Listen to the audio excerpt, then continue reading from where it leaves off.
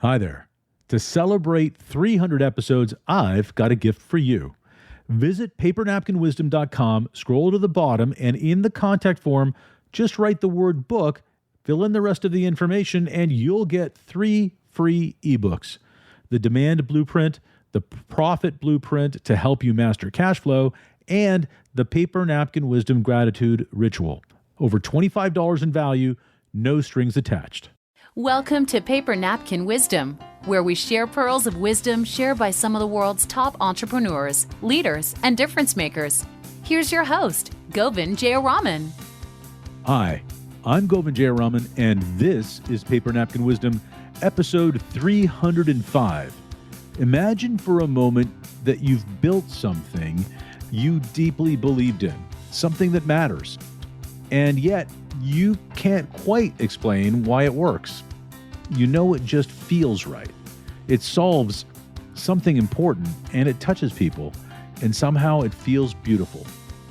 Today's guest, Nancy Johnston, understands that kind of creation. She's spent her career blending empathy, design, and intention to craft experiences that don't just function, they feel. She's the founder of Truuce, a company built around redefining connection in a disconnected world. And in our conversation, she reveals a philosophy that every entrepreneur, creator, and leader should hear, one that challenges how we think about why we build and what we build. It's simple, it's profound, and it may just change the way you approach your next great idea. Let's listen in. Nancy Johnston, welcome to Paper Napkin Wisdom. I'm excited to have you here today. Thank you so much for having me. I'm very excited to talk to you today. Yeah. So I got to say again, when your application came in and it got past the team and I saw it, I shared it with my wife, and your napkin hit home hard in our family. And I think that you really tapped into something. So let's read the napkin and let's dive in, because I think you've got a great story. Solve a real problem, make it beautiful, and care like hell. Yes. Why did you share that with me?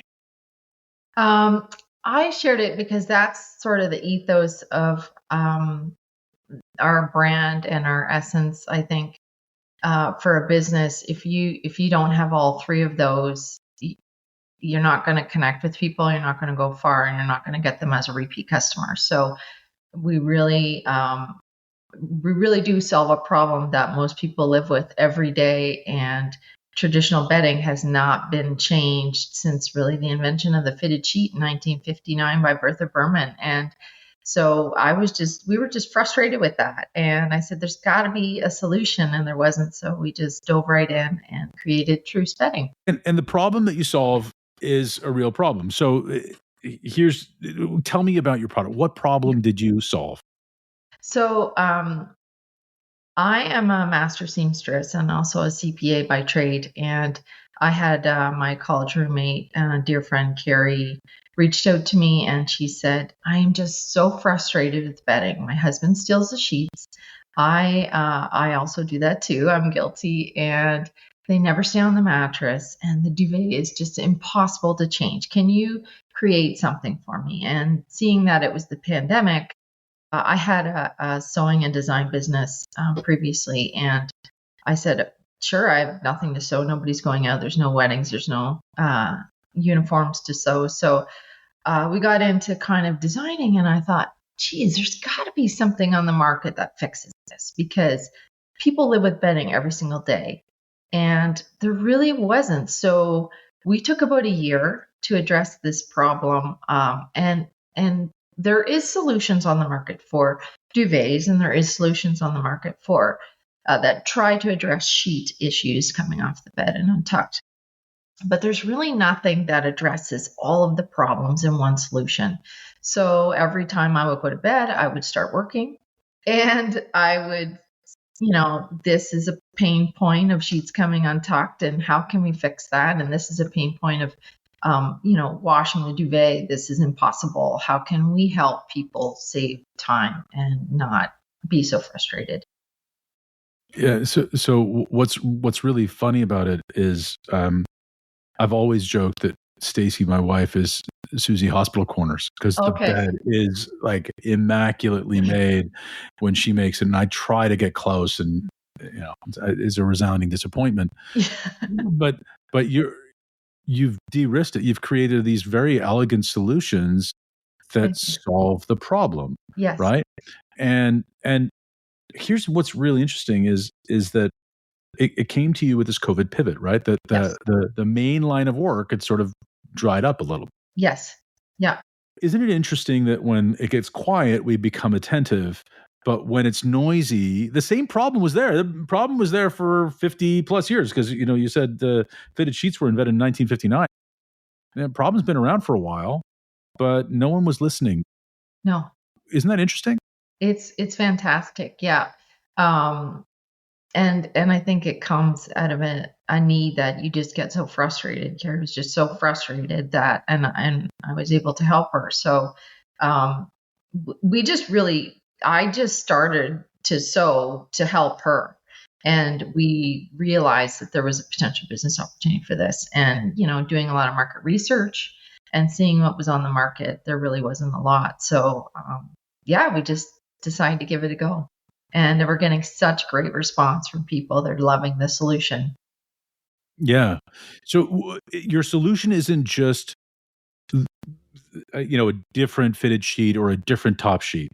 It's a whole bedding solution, isn't it? Yeah, it really is a paradigm shift from traditional bedding. So we started with the fitted sheet. Why does not stay on the mattress? If you look at bedding in general in the bedroom and mattresses, there's been a lot of invention in mattresses and innovation. They've become a lot deeper. We have adjustable mattresses now. We never had adjustable beds. Also, just the bedroom and how we use our bedroom. Our kids are in their bedroom a lot more than they were back in the 60s and 70s and 80s when we grew up. It was just your bedroom and that was it to go and sleep. Now they're playing in there. We binge watch in there. We relax in there. So we're on the bed as much as we are in between the covers. Bedding has to keep up with that and really hasn't changed. So we've kept the fitted sheet on the mattress with the new stretch band.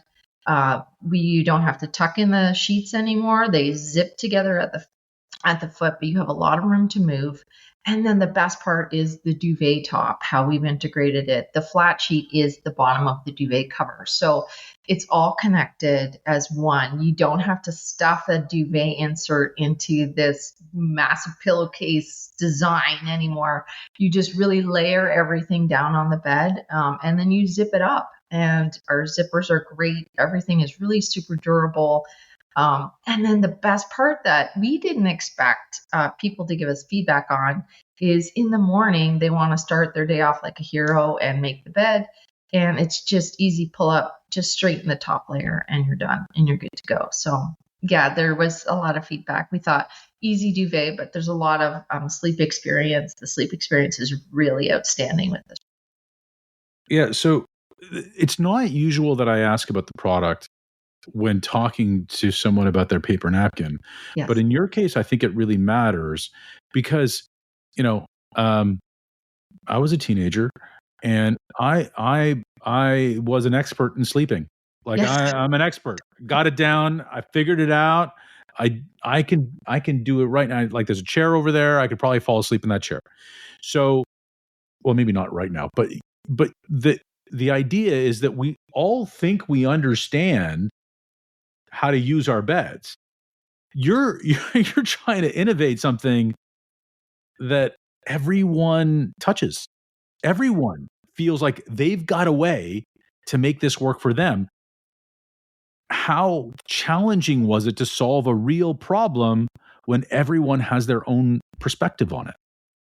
Yes, and that is the paradigm shift that we have to, as a company, have more social proof, because people are so used to traditional bedding, and so they really need to hear from others. This is fantastic. This works, and that it is a paradigm shift. But once you use the system, it's so intuitive that it is so super simple and easy to wash. And because we use the flat sheet as the bottom of the duvet cover, it's less laundry, so it's environmentally friendly and more sustainable. And it's cooler to sleep in. And that's a big thing. Health and sleep has been such a focus, or it is, a lot of focus for people. Because if you don't have sleep, you can't tackle the issues of the day. Yeah, it really is an intimate thing. And it's funny when I talk to people in general, everybody's got a story about how they fight with their bedding. Just this system solves a lot of those issues. So, yeah. Yeah. And I guess what's interesting is I think we as entrepreneurs do this a lot, right? We say, how do we solve the problem? And you went to social proof, which is selling the problem. How do you Yes. sell to Yes. someone once you've solved the problem? Yes. I'm actually asking to dial back to that COVID period to how did you create a blank slate? Because this is the thing. Everybody's got a paradigm, including you, Yes. about what a bed's supposed to look like and Yes. how setting that environment is supposed to look. How did you get creative about something that you've been doing your whole life? Yes. It was addressing the problem and not looking at what the product is now. And we didn't start from where traditional bedding is now and shift from there. We started with the problem and went right to the solution. So we kind of pushed aside everything that was on the market, how traditional bedding works, and we just started with a couch cushion, and we started to rip up fabric and what makes sense for people to be covered yet have freedom to move. Well, then traditional bedding doesn't make sense because the minute you move, it becomes all untucked and disheveled. So we really had to set aside, what things were today and just reinvent it from a functional perspective. Yeah. So you started at, let's call ground zero, which Yes. was the mattress or the cushion, and really thought about it. How did you find that you would get a part of the way along and then have to start all over again? Yeah, so I started in a mini version, and I would sort of pin it, sew it, and then I thought, like, I think I got something. So I would sew a real version, and then we would just test it. And I had, lots of people help me test it out and sleep with it. And really, you have to set aside all your bias and all your ego and really get the honest feedback about this works, this doesn't, and then go from there.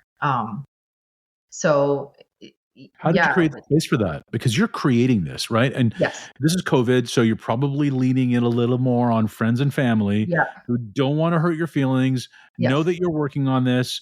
How did you create that safe space to get real feedback again on something that everybody knows how to do? Yes. Well, I'm lucky that my family's very honest. If it doesn't work, it doesn't work, and they're not gonna, especially my kids, they're not gonna tell me it works. So I was very lucky, and I had to say, like, if you're not gonna tell me the truth, you're not doing me a favor. So you need to be honest about this, and that's hard to hear sometimes. Yeah, I was lucky that way. That's great. And it's an awesome MVP. Is there improvements that can be made? Sure. And but I really think we've got something that with a few minor tweaks, it can be a better product. Yeah, that's why we took a year and a bit to test this out and to get it right. Okay. So setting aside ego, describe to me the process, because I think that people also, and I mean customers too, right? People have those suggestion boxes out and people say, oh, tell us how we're doing. And nobody tells them because nobody Yes. really wants feedback. So let's talk about how you set aside your ego to really open the door for real feedback. Because I think there's a process there. And you said it right at the top, like the first part of your napkin is solve a real problem. Yes. It's not a made up problem.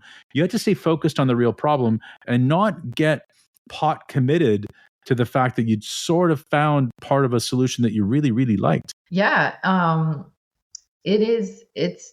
I think that's where that last part of the napkin comes in, the caring like hell, because if you don't care, you can't really listen, I don't think, and really absorbing and looking at it from that customer's perspective. And they'll give a suggestion, and the first thing out of my mouth usually, and I hope, is, I love this, tell me more.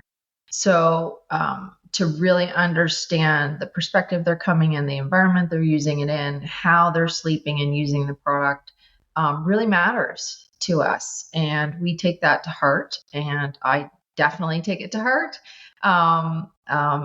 because it is a creation that I want everyone to benefit from. And if it's not working, then let's talk about it, because that's just the way I like to work. So. Yeah. I think that's really great. And people know when it's sincere. When you say, I love this, tell me more. Yes. People know that, right? Yeah.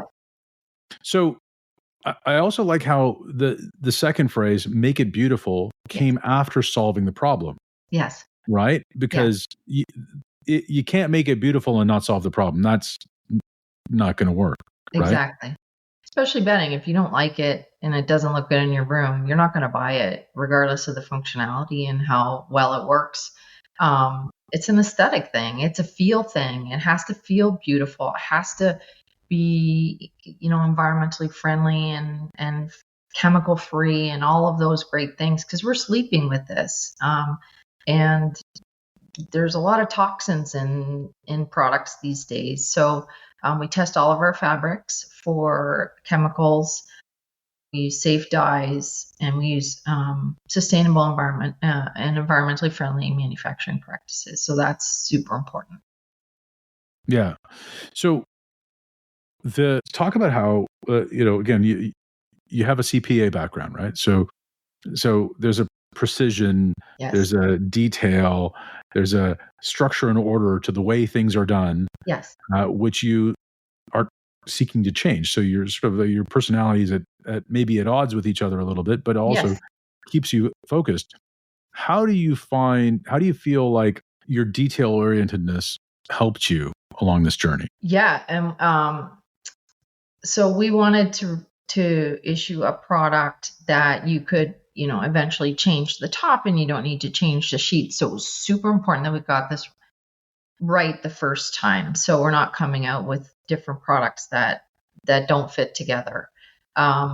So that's why we took the year and have to really test it out, and to make sure that all the details work together. Because when you sleep, you don't want to, we're trying to fix all the annoyances of sheets and when you sleep. And if we're not fixing that properly, then that's not going to be good enough. So it's just one thing at a time. Sewing is very meticulous, and actually putting it through the machine is the easy part. It's all of the measurements and how it all works. So I guess that fits in with the CPA accounting background. Yeah, measure twice, cut once, kind of thing. Exactly. Right? Yes. So when I like the way you're talking, so I have a software technology background in the sense that we built a couple software companies over the years. And the way you're talking about testing bedding sounds, I had a product manager in one of the companies who said, testing and doing product testing is very anal work. It's very methodical. Okay, check one thing. But then when something fails, you have to go back and do the whole thing again and not assume anything. It sounds like you brought that precision product software style testing meticulousness to this. Yes. Because, being in design and construction of garments, there's a real process to that. And if you don't do it in the right methodical order, then it's not going to stay together, and it's not going to be a good quality product. So really thinking that through. And then manufacturing, every stitch and seam and zipper costs money.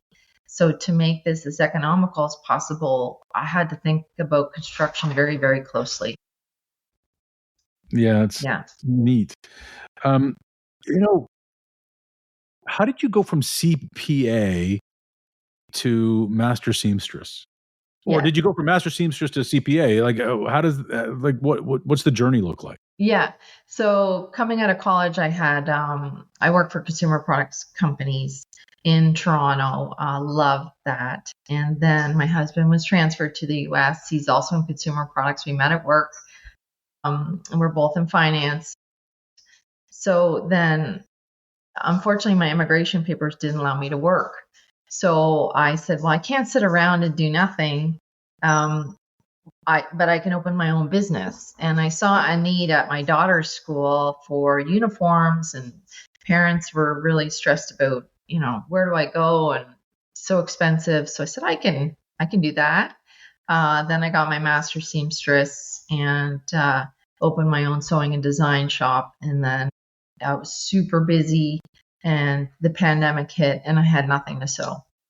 So that's when we stumbled into a little more time and Carrie with her problem. And I'm grateful that she came to me because, yeah, this has now been a viable business for me. Yeah. That's amazing. Yeah.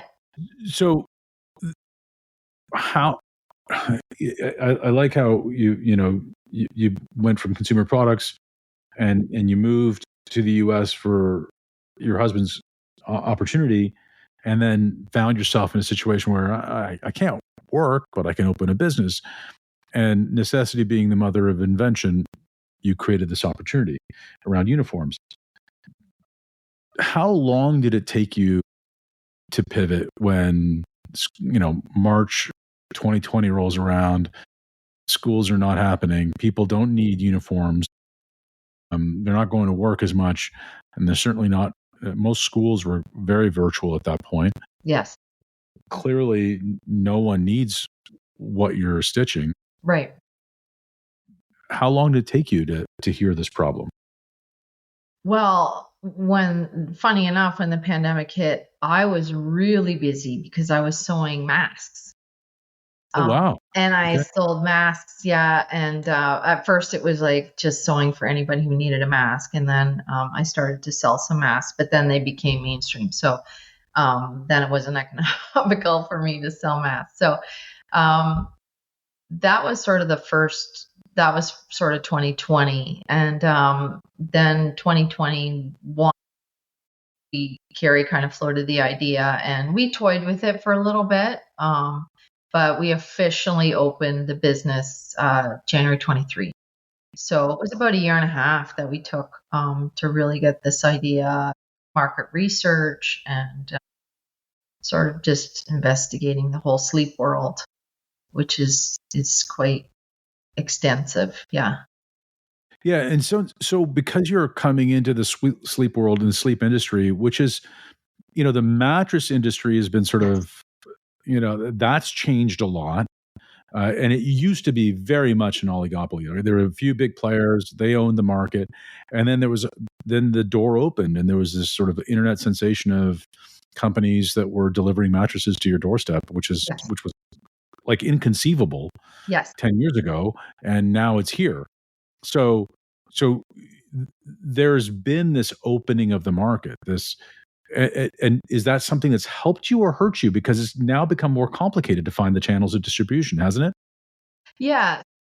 Um, Premium bedding is actually becoming more direct to consumer. So we're about 40 to 50% direct to consumer, which is great for me. And that is growing because people are now just looking online for bedding. In 2014-15, we started to see that shift with some of the bigger brands, and they were taking hotel bedding direct to consumer at a cheaper price. So they kind of opened the door for me to ship direct, which is great. And then, mattresses are now adjustable, they're deeper, and we haven't seen any new technology in the fitted sheet. So that's where we come in. That we can. Yeah, absolutely. Yeah. When So the fact that premium bedding, people are going direct to consumer, looking online, that's an opportunity for you, right? Absolutely. And in that world, so it all fits together. Like the opportunity sort of just all fits together very neatly Yes. and very tightly. How do you, in a direct consumer world, when you're starting a brand, right? How do you convey the solution, right? Solving a real problem. How do you convey the beauty, and how do you convey the caring? I mean, I know you talked about Yes. social proof earlier on, but how do you bring your persona into all of that? Is that hard? It's not actually, because I think it's authentic. I think we as a society have kind of moved away from that. I had a call from a customer. We call it zip line. So I'm available 10 to 7, 7 days a week, because I know you don't change your bedding, always 9 to 5. And so people can call me and say, hey, how do you do this? Or I have a question about that. Or am I, putting it on right? I actually FaceTime them and give them a hand, which I love to do. But I had a customer call me and she's like, is this Truuce? And I said, yeah, how can I help you? And she's like, oh my gosh, I actually got a real person on the phone. Can you help me with this? And I said, for sure. So she couldn't believe that she was actually talking to someone. And I think bringing that personal touch back into it's not hard. It takes a bit of time, but I think that's the right thing to do. Right. Yeah. Yeah, and it's certainly an advantage that startups like yours have Yes. over the big players, because you can provide that personal attention That's right. to a client, right? Yeah. And make them a repeat client. I want to get to that repeat business in a second, because you don't really have a traditional consumable. But one of the things, a lesson I learned very early on, I learned it from somebody who was a guest on the show.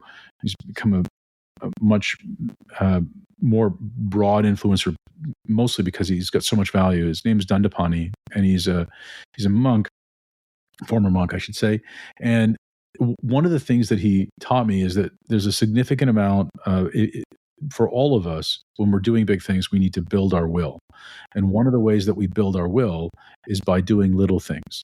And little things done with great care and precision actually help you build your will to do the bigger things when you need them. And one of the things that he impressed upon us, and it was a group of entrepreneurs, he pressed upon us, was make your bed. And every day make it just a little bit better, a little bit different. Just make it a little bit more, position the pillows a little bit more so. How much of that will, like that precision will, that need to create that thing, has helped you do the bigger lift of figuring out how to bring this product to market? That's a good question. I think that's sort of partly bred into me. I'm a child of immigrants that came to Canada with nothing. They're Dutch immigrants from after World War II. And my dad started some businesses, and he always said, if you're going to do it right. And if you don't hurry up, you're going to go broke. So it's this constant need to improve, and that's just bred into me. And I think if we do something, we do it to the best of our ability. We learn from that, and then we move on. And that's just how I operate. And I like the team to work, and it's not always going to go right. And I think sometimes the mistakes are the best learning lessons that we can have versus going right. Yeah, I love both parts of that. If you don't hurry up, you're going to go broke. That's a great entrepreneur credo. It's a great lesson to have learned earlier on, and also doing everything to the best of your ability. but also not being, it sounds like you're also not married to it being this one way. You want to hear the feedback and how to Yes. make it just a little bit better. Yes. Right? Yeah. As you scale, as you continue to grow, are you concerned about not having the ability to be able to hear that client feedback as directly? Is that something that worries you? How are you de-risking that? Yeah. I do worry about that. I make sure I read all the comments and chats and every single review that we get. It's hard to get feedback from people these days. If you, a lot of times you don't hear anything, you're doing it right, because people are so busy. But I do appreciate the feedback, and that's one thing I'm going to be super laser focused on, is to make sure I have my ear to the pulse of the customer, because if you don't have that, then I think you lose a lot of insight to your future. Yeah, it is hard to get feedback these days, and even the algorithms have really changed. Yes. That's not, engagement really isn't measured in comments and No. even likes anymore. It's Yes. the number one engagement is share. Yes. Sharing is really like the ultimate level of engagement, isn't it? That Yes. you're bringing this into your community, and when people do that, that's that's the thing you need to measure, isn't it? Yes. So repeat purchase for us is super important metric. Okay. And we do see that people are buying a second set of sheets for a laundry day, or for their cottage, or for their other bedroom. So yeah, that's exciting. And that's where I was going to get to in a second, because and I'm glad that you brought us there about this repeat purchasing thing. I mean, most people don't have, maybe they have 4 beds in their house and then they're saturated, then they're sold. How do you measure, or how do you try to create great lifetime value in a business where some people have the same sheets sitting on their bed for 10 years? Yes. Yes. That was one thing in the design that we wanted to kind of keep people in the franchise. So we're working on some new duvet tops. And that's another thing that drives me crazy about this industry, is that the pricing is just astronomical. For 2 pieces of fabric sewn together on 3 sides, you can pay $300, $400 for a duvet like a cover. And there's no need for that. It's all marketing. So we've tried to make it more economical, to replace your duvet top. You can keep the same set of sheets, or keep the um, duvet cover and then replace your sheets. So you can purchase other pieces and not have to replace the whole thing. So it's bedding for everyone, really. Yeah, it doesn't need to be that expensive. The thinking about the sharing economy, is that an opportunity for you? Have you noticed that a lot of your clients are, and repeat customers are, people who operate Airbnbs? Have you been able to channel or market directly to people who operate rental homes and that kind of thing? Because I would think that this would facilitate cleaning significantly, right? Yes, yes. It works great for anyone who is a smaller scale Airbnb or guest house, even a small boutique hotel.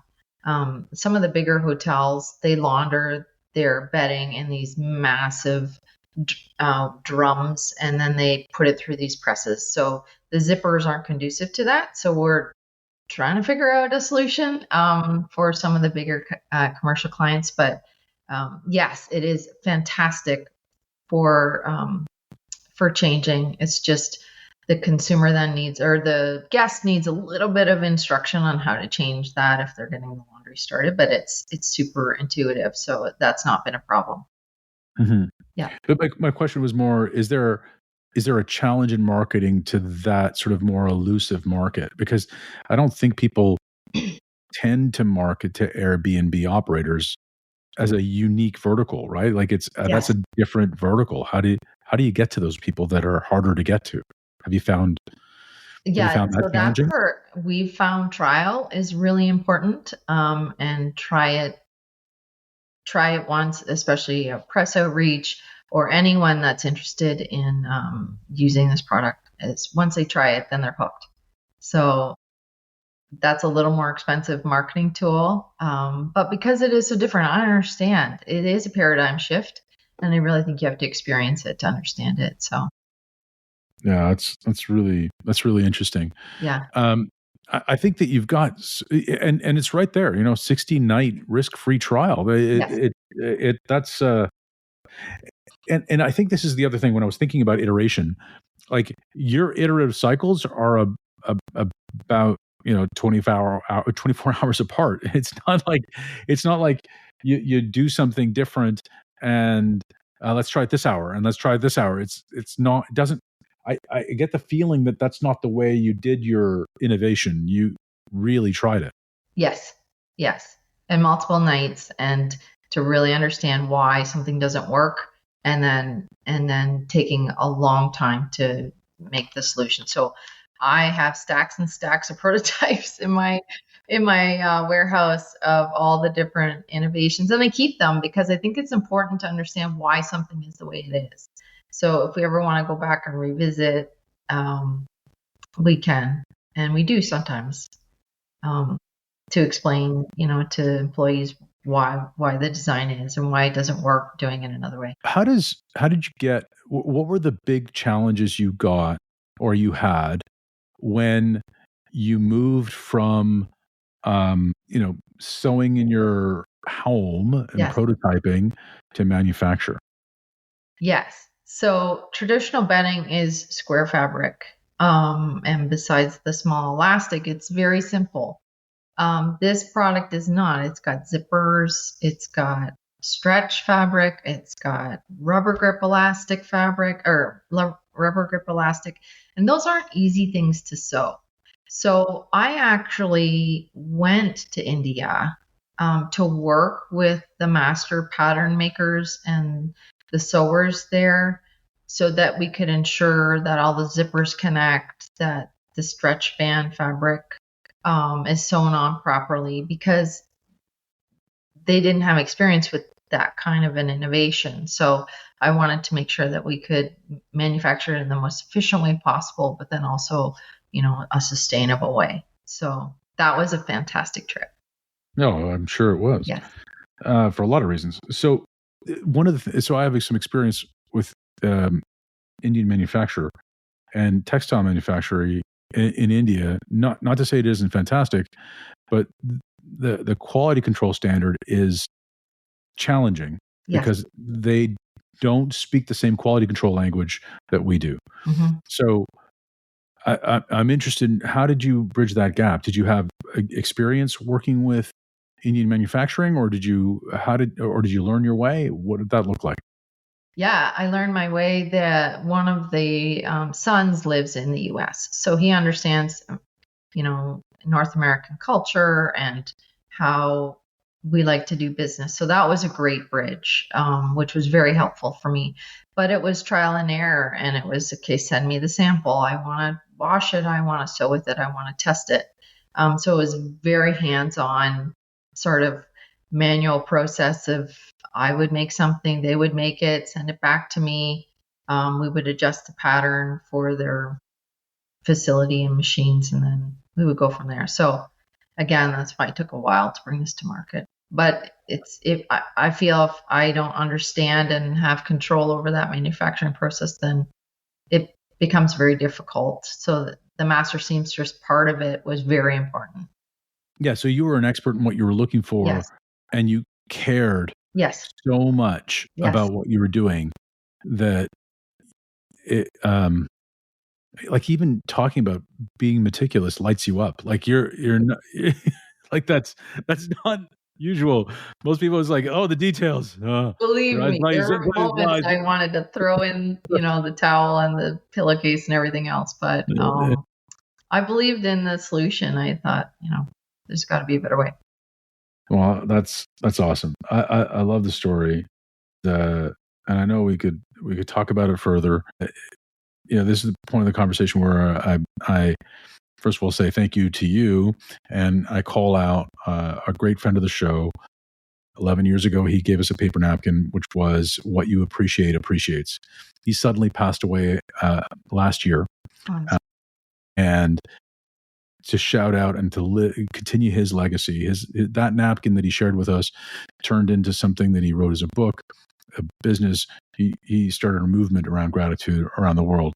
So we're trying to pay that forward. Yes. And so, what do you? And it was John Rulin who gave us that napkin. So, is there anyone you'd like to shout out or appreciate? Yes, my parents, my father, especially with the business, and then my mom. I think she's the essence of caring. So without them, I wouldn't be where I'm at. I wouldn't have, I don't think, the fabric to make it through as an entrepreneur, because they're fantastic days, but there's some pretty tough ones too. And just the determination to succeed and the endless support. And I just, I owe it all to them, really. That's beautiful. Yeah. Thanks for joining me today. Thank you. Thank you, Nancy Johnston. As you think back on this conversation, notice what stayed with you. Maybe it was the way she spoke about solving what's real, not what's trending, or the way she made beauty feel less like decoration and more like integrity, like substance. Maybe it was her insistence that care, deep, relentless care, is the heartbeat of meaningful work. Here's some of my takeaways. Solve the right problem. Impact begins with empathy and observation. Simplicity is beauty. When things feel right, they work right. Caring is a competitive advantage. Real leadership shows up in small, human moments. Integrity is aesthetic. Align your purpose, your product, and your process. Purpose scales better than hype. Focus on what lasts, not what trends. Maybe one of these ideas lands differently for you than it did at first. Or maybe as the week unfolds, you'll find yourself recognizing where you can bring more clarity, more beauty, or more care into what you build and how you lead. If this conversation inspired something in you, take a moment to capture it. Write it on a napkin, take a photo, and post it with the hashtag Paper Napkin Wisdom.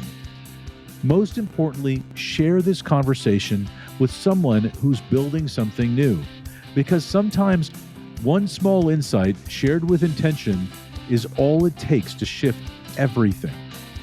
Until next time, I'm Govind Jayaraman. This is Paper Napkin Wisdom.